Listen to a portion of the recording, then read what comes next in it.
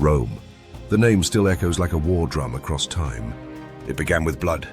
Romulus murdering his twin Remus. The first betrayal. The first throne.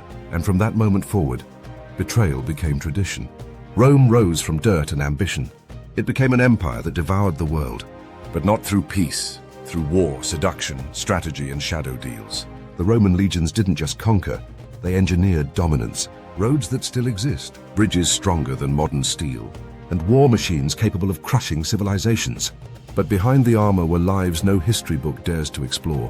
While generals bathed in glory, slaves built the empires, cleaned the wounds, and shared the beds. The Roman war machine ran on a code: discipline, honor, sacrifice. Yet its greatest victories came from merciless efficiency.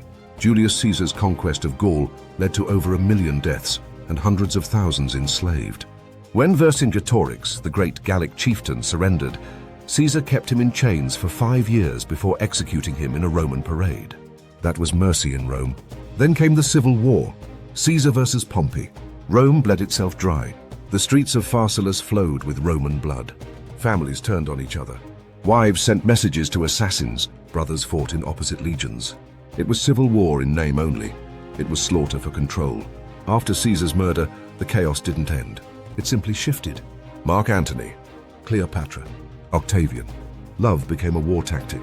Cleopatra seduced 2 Roman titans and nearly conquered Rome through silk and seduction. She bore Caesar a son. She made Antony abandon his duty. And when it all collapsed, they chose death over submission. The Battle of Actium ended it. Roman ships turned the sea red. Cleopatra's fleet burned, and her empire with it. Octavian became Augustus, the first true emperor. He created peace by destroying everyone who opposed him. That's what Rome called the Pax Romana, peace through absolute power. The emperors that followed were gods in flesh, or demons in disguise. Tiberius executed anyone who whispered against him. He filled his palace with treasures and things that cannot be discussed on YouTube. Caligula turned the palace into a brothel, named his horse a priest, ordered soldiers to collect seashells as spoils of war. Nero played the lyre while Rome burned. But he also built golden palaces and used Christian slaves as torches to light his gardens. Still, they were worshipped, because in Rome, image was everything. They called it virtus, virtue, but real Roman virtue meant power, fear, and legacy. Every war was recorded, every kiss between enemies remembered, every betrayal carved in marble. Love and loyalty were commodities, bought, traded, and sometimes destroyed. The Vestal virgins were supposed to remain pure, but one, named Licinia, fell in love with a consul. When discovered, she was buried alive. He was exiled. Their affair nearly triggered a riot. There were gladiators who loved noble women. One, a Thracian fighter named Spartacus, became a legend. He didn't just fight, he led a revolt of 70,000 slaves. Rome trembled. It took Crassus, one of the richest men in history, to defeat him. When Spartacus fell, 6,000 of his followers were crucified along the Appian Way, a road lined with corpses for miles. A warning carved in flesh. Rome's power stretched from Britain to Syria. They fought Persians, Germanic tribes, Numidians, Parthians, Egyptians, and they learned to use each of their enemies' strengths. And women. Roman generals often took lovers from conquered lands, not just for pleasure, but for intel, alliances, and control. Women like Boudica, queen of the Iceni in Britain, who rose after her daughters were violated. She led a rebellion that burned Roman cities to the ground. Rome nearly lost Britain. Or Zenobia of Palmyra, a queen who conquered Egypt and ruled as if she were a Roman herself. She spoke Latin, studied philosophy, and led armies. She was eventually paraded through Rome in chains.